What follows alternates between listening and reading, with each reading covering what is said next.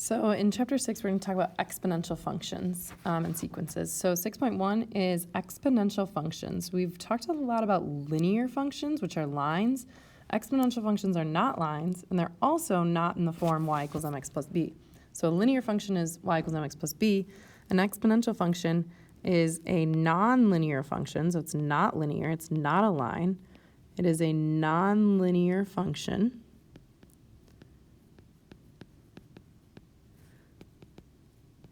In the form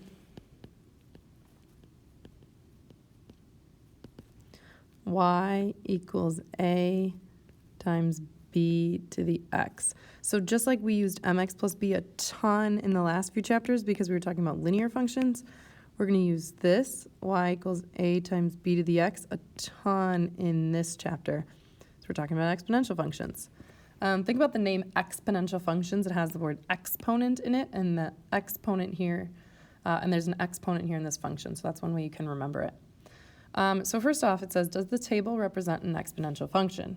We actually started the linear chapter with a table, and it said, did the table represent a linear function? The way that I'm going to tell if it represents an exponential function is first I'm going to make sure the x's are increasing or decreasing evenly. So here we're going plus 1, plus 1, plus 1, so that's even. And then I'm going to check to see if the y's are being multiplied. Key word there is multiplied evenly. So here this is times 2, times 3, times 4. Because these are not all the same number, my answer would be no.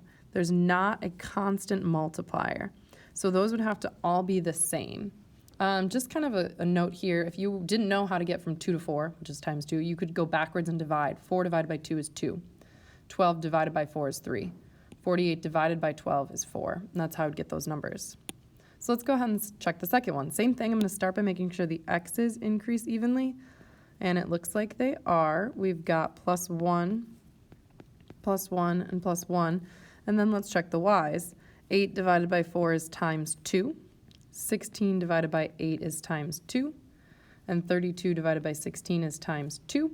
Since these are constant, then my answer would be yes, this is an exponential function. So the way to tell if something is an exponential function by looking at the table is to see, is it being multiplied by the same thing each time? So let's go ahead and try evaluating functions. Evaluating functions basically means plug in for x. So what I'm going to do is I'm going to plug this 3 in for x. So it'll become y equals negative 2 times 5 to the third power. I'm actually going to have you type this in your calculator, parentheses and all. In order to get the exponent, you're going to choose the button that looks like this. On most calculators, on some calculators it looks like this. So that button is what you'll choose. You'll type in negative 2 parentheses 5 to the third power. You'll get y equals negative 250. If you don't have a calculator, you could use your phone or you could Google a calculator. Should be able to find one, but you'll want to plug that in. Make sure you use parentheses and everything. Let's go ahead and try the next one. Same thing, we're going to plug in that x. This time x is negative 2. So in my calculator, I'll type in 3 times 0.5 to the negative second power. I'll go ahead and type that in, and I'll get y equals 12. So this is mostly just about plugging in x and typing it in your calculator. I want you to go ahead and try these two your turn problems. So write these down, give these a try, pause the video here, try them, and then press play and check your answer. So after you've paused it and you've tried these two, I'm going to go ahead and put the answers here. For the first one, you'll type in negative 3 times 2 to the fourth power, and you'll get y equals negative 48. And for the second one, you'll type in 4 times 0.25 to the negative third power, and you'll get y equals 256. Check and make sure you got those. If you have any questions, pause here, write them down so you can email me those questions.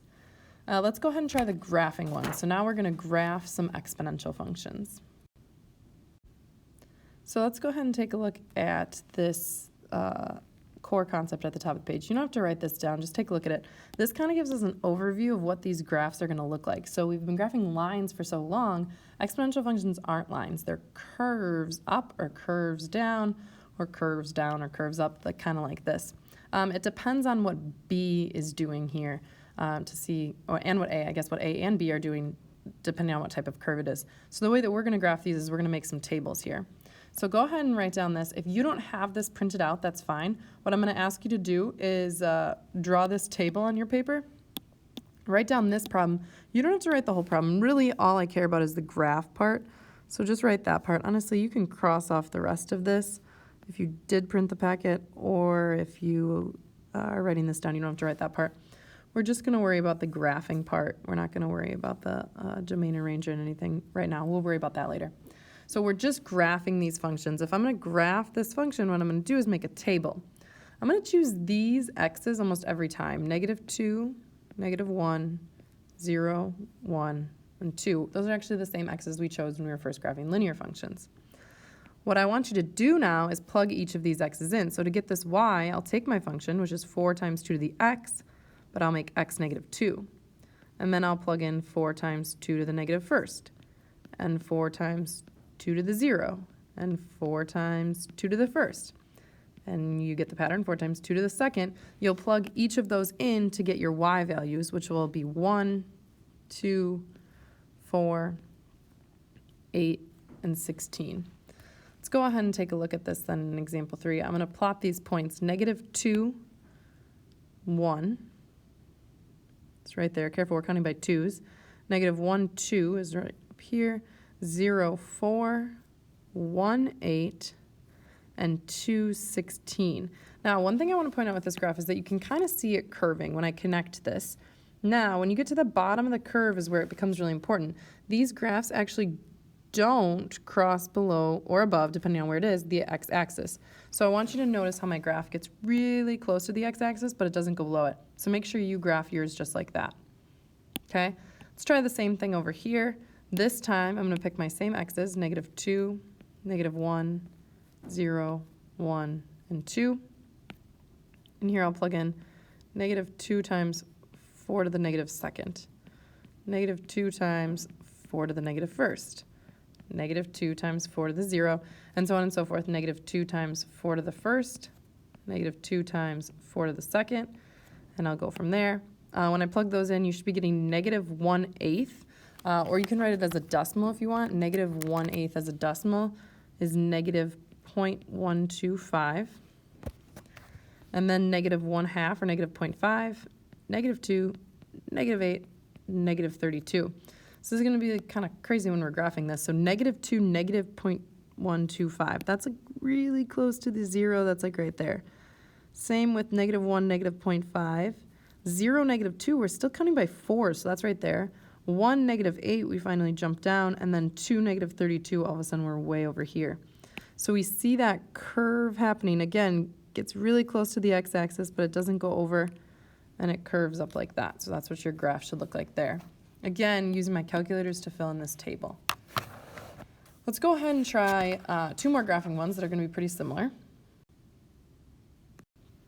Same thing here. I'm only concerned with the graphing part. So on these, you can cross off. If you have it printed, you can cross off the part that says compare the parent function. And we'll talk about domain and range, but we're going to talk about that later. So right now, I'm just worried about being able to graph it. So I'm going to start with my same values, -2, -1, 0, 1, and 2. And I'll plug each of those in. I'll type in 1/2 to the -2nd. Oh, sorry, -1/2. Don't forget that. Negative right there. -1/2 to the -1st, and so on and so forth. When you type those in, you should be getting -4, -2, -1, -0.5, and -0.25. I would encourage you to actually try typing this into a calculator to make sure you know how to do it. Obviously, it's not going to help you if you don't know how to make the tables. So then let's go ahead and plug, or go ahead and graph these two. So I'll graph -2, -4, -1, -2, 0, -1, 1, -0.5, and 2, -0.25. Should look like that. Curves kind of like that. One more graphing one then before we move on to kind of the more intense, I guess, graphing ones. So let's go ahead and try this. We'll pick our same x values, -2, -1, 0, 1, and 2. And I'll plug in 2 times 1/4, to the negative second, 2 times 1/4 to the negative first, 2 times 1/4 to the 0. And I should be getting, when I plug those in, some values like 32, 8, 2, 0.5, and 0.125. And I'll graph those points. So negative 2, 32 is up here. Negative 1, 8, 0, 2, 1.5, and 2.125. That curves. Notice some of these curves are steep. Oops, that went a little wonky. Some of these curves are steeper than others. That's fine, just like some lines are different. These curves are all curves, but they're all a little bit different. Okay, so we've got a couple more examples. The last example here is a word problem.